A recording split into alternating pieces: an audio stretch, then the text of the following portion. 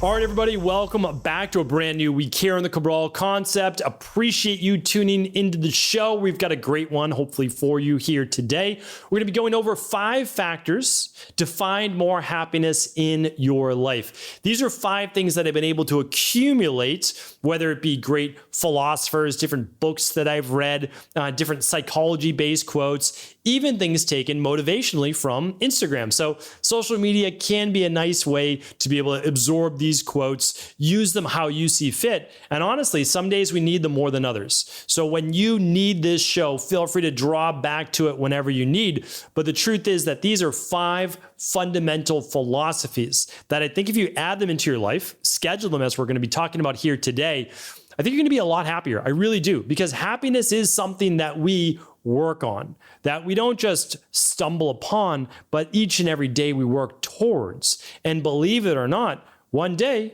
we wake up and we find that, oh, we actually are happy, that we've been doing the things and living the life and fostering the principles that ultimately lead to us feeling happy, to finding that happiness, which has always been inside of us all along.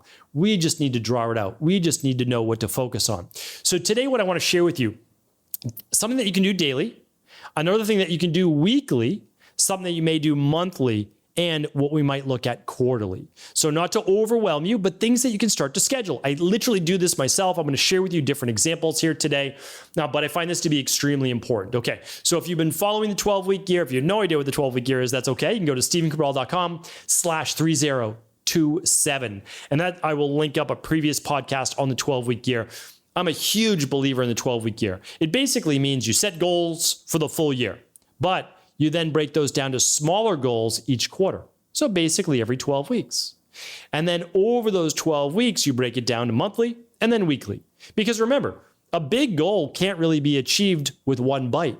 It's all these small bites each and every day that ultimately leads to the 50-pound weight loss, the overcoming the autoimmune issues, improving your relationships, becoming a better student, earning that certification that you're going for, deepening your spirituality, whatever it might be.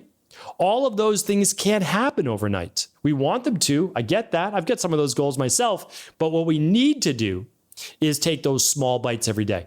And the small bites then, easy to swallow, right? You deal with your challenges, you overcome them. Nothing is so monumental. Let's go over a way to be able to now schedule this inside of your 12-week year. So the first one is daily.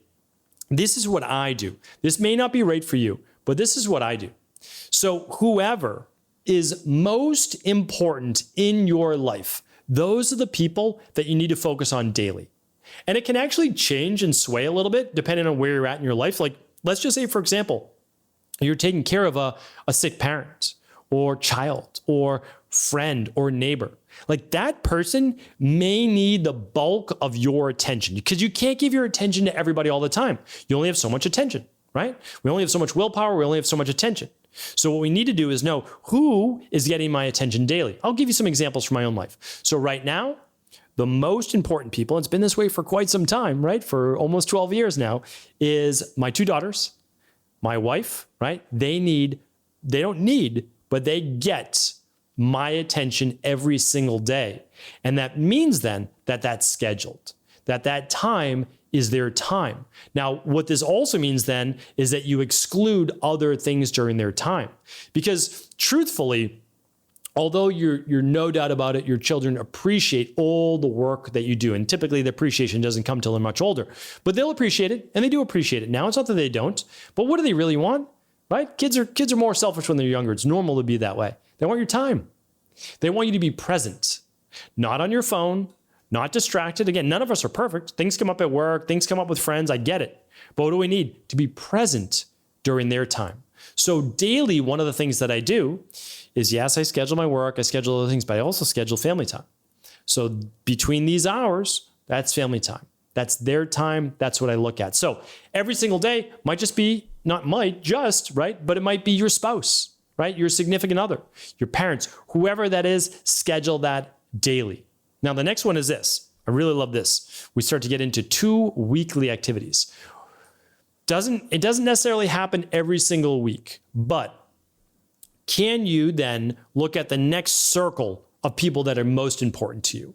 Might be your parents, might be close friends, might be your community, your church, whatever it might be. Can you schedule once a week to meet up with those people? All right. Say you've got close friends in that circle. There's two of your best friends, right? Then you've got, let's just say, your mom, and she's getting older, and so you want to connect with her. All right. So those are the people outside of that circle that you really do want to connect with. Maybe people in your church as well. We can go with that. Okay. So you might say every Sunday, 9:30 a.m. That's scheduled. Like that's when I'm going to church. That's when I see people in my community. We hang out for a little while afterwards, chat. Perfect. So that's scheduled. Great. Now, can we do that same thing for your mom as well? Maybe it's even just a phone call. When's that 30-minute call, 1-hour call, whatever it might be on a Saturday or Sunday? Can you schedule that in? Schedule it. Both of you schedule it. Now you've got that quality time either in person, go out to dinner, grab a coffee, visit them, whatever it might be. Then for your two best friends, great. Let's get them together. Can we do a dinner out? Excuse me.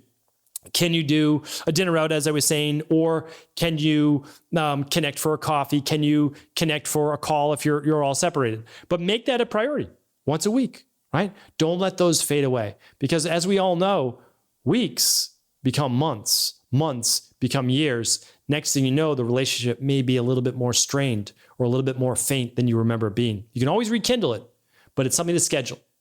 One more activity that I would love you to do weekly that I believe is going to help lead to more happiness is this. Because again, being around the people we love, it just leads to more happiness, right? Sometimes it takes a little bit of grace. It takes a little bit of wisdom. It takes a little bit of forgiveness, but gratitude, grateful for this time. Even if it might be a strained relationship, grateful that you get to spend this time with a child, a relative, a parent, whatever it is. Gratitude that you know that these don't always last forever. So let's take advantage of that moment. Something else that brings happiness for most people, maybe not everybody, but most people, a lot of scientific studies on this, getting out into nature. Can you spend 1 hour to maybe 3 hours, if you can, especially on the weekends when you might have a little bit more time, hiking in nature, walking a trail, just getting outside, breathing, detached from social media? If you can remove yourself from the comparisonitis, right? Melissa Ambrosini, good friend of mine, wrote a book on that, right? If you can get away from all of the comparing to I'm better than, I'm worse than, oh, I'm keeping up with, I'm not keeping up with, get away from that. Take a deep breath, put it all behind you, get into nature, away from the rest of the world, and just say, oh, this is what it's like to truly unplug. If you're able to do that, I'm telling you right now, as that experience is happening, be present. And after it's over, you'll be able to take that with you, if not for hours, but potentially days as well. So a great thing to do every single week. Now, every single month, and again, if you've heard these before, you want to give credit to an individual, I would love that.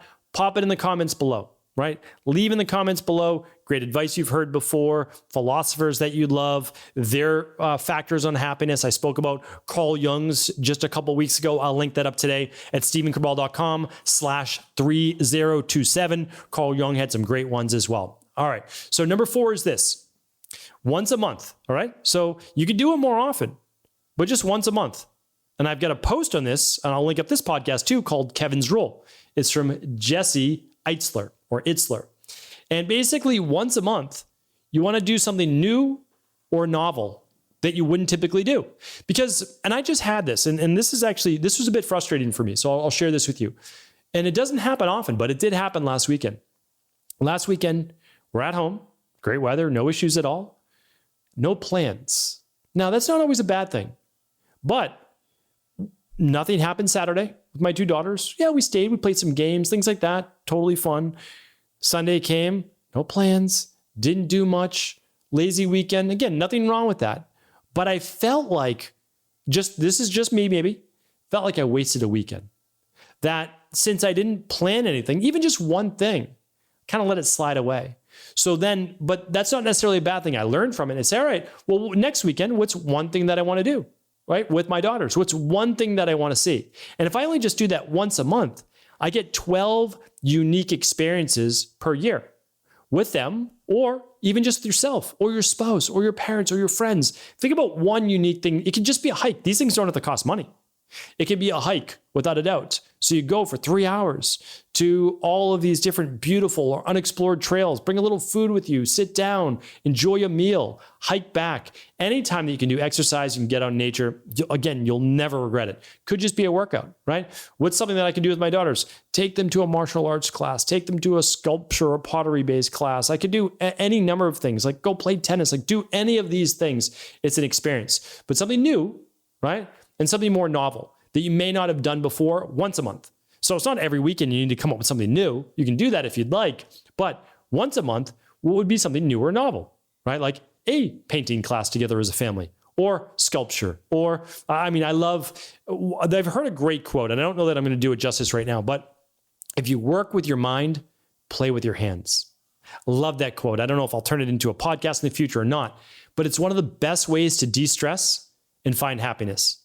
If you work with your mind, you're at a computer or you're always managing the family's activities, whatever it might be. If you work with your mind, play with your hands. It is the best way to help de-stress. So I love that. Definitely a great way for me to find more happiness without a doubt. All right. The last one is this. So the exact quote is this. Now, again, I don't know who said this. I'm going to give you two different variations of it because some people might not like the first one. That's okay. It's what we're allowed not to like the same things. Like I think in the world, things are subjective, but the quote was this: feel like a man or a woman once a quarter. I reframe it as just feel like you, something that feels like you, that you want to explore once a quarter. Now, I don't know exactly what the author of that one quote, I couldn't exactly find who to attribute it to, was saying by that. But basically, I think what it means is that go to your roots, go to what you enjoy. So whatever that means for you is what you need to explore. So for someone like me, a lot of people don't know this, but I have a background in art. Like I used to love to draw. Now I paint, yes, do all the different types of art. I love that. But drawing was actually a love of mine. I was doing it since I could essentially hold a pencil. And that is not something I do a lot of. And truthfully, yeah, might I do it when I'm older? No doubt about it. Right now, it's not that season of life. Right now, the season of life is family, young family, right? But also the work that I love. I'm very passionate about bringing at-home functional medicine lab testing to the world. I know that it's the missing answer that people are searching for. I know that it's how to help people heal. There's no other way. Everything else is guesswork. That's the truth. Now, you can guess correctly. Like, that's the truth. You can guess correctly. But this solidifies what are the underlying root causes. So I love doing that. That's a passion of mine. But what would make me feel more uniquely me? Once a quarter, getting to be able to draw. Like that, yeah, that would be something that would be more unique to me. Now, in order to make me do it, I need to schedule it. Like I need to go to a class or go to something. If not, I know that something's going to come up, right? But the nice thing is I could also take one of my daughters or both my daughters and I could do that. Oh, that's a unique experience that's more uniquely me. Doesn't mean man or woman. It just means more uniquely me. Another thing that I love to be able to do is archery, target-based shooting. So once a month, or maybe even once a quarter, I don't have the ability to have this like big field where I could actually shoot at 100 yards. That would be really fun. That would be something that I really enjoy. And archery is one of those things that's very meditative. If you are not completely present and focused on just lining up I use a compound bow. So leveling out your level bubble, looking through the peep at the pin, making sure everything is lined up, using your breath work, not squeezing the trigger, but actually gently just pulling back. All of these things have to be in perfect unison. And if they're not, you miss the target. And the further you are away, the more it shows the mistake. So for me, it's this beautiful meditative practice that I love to do, that I got into. And one of the nice things, again, there's always a silver lining. One of the nice things about lockdowns and all that is that I started to practice that. Like that was one of the things that I did back in 2020 or so. So all of these things, what I'm saying is once a quarter, 4 times a year, not huge. What's more uniquely you? What speaks to you? Maybe you love to do road races. Schedule a road race once a quarter. Schedule a sprint triathlon. If you love to swim, you love doing cross training, whatever it might be, take a favorite class of yours. I love this last one. Why? Because the first one is really taking care of those closest to you. Brings happiness to do for others, right? Then just outside of that everyday circle. Then after that, being in nature. All right, yeah, that's a reset. That is unique to you, no doubt about it. After that, new or novel experience once a month. Love that. Might be with other individuals as well. But the last one is about you. right? You're thinking about what makes you tick. What would you like as an individual? What speaks to you, maybe from childhood? Things that you think might be silly. Maybe you go and do a singing class or dancing, or you just read books all day long. Like, what's that one thing that you want to do for you? Even just looking forward to that once a quarter, you have it scheduled like, oh, I'm really looking forward to that. And you feel like, oh, well, I'm going to earn it. Like, I'm going to work every single day knowing that I get to also do for me. Because sometimes when it's always doing for work, for family, for everyone else, and never for you, you start to get burnt out. But when you can mix in a little bit of you time, a little bit of self-care, it's amazing how much more energized you feel to also be of service to others. Hopefully today's Mindset and Motivation Monday was helpful. For all the previous shows that I alluded to during this one, head on over to stephencabral.com/3027. Of course, share the show with anyone you believe it could serve. Have an amazing day. I'll be back tomorrow with a brand new Cabral concept. Thanks so much for tuning into today's show. Before you go, don't forget to hit that subscribe button. I want to make sure that you're getting our daily content, not missing out on anything functional medicine, wellness, weight gain, weight loss, anti-aging, living longer, stronger, and all of the most cutting-edge research. And if there's any topics you want to hear, feel free to leave them in the comments below. Take care.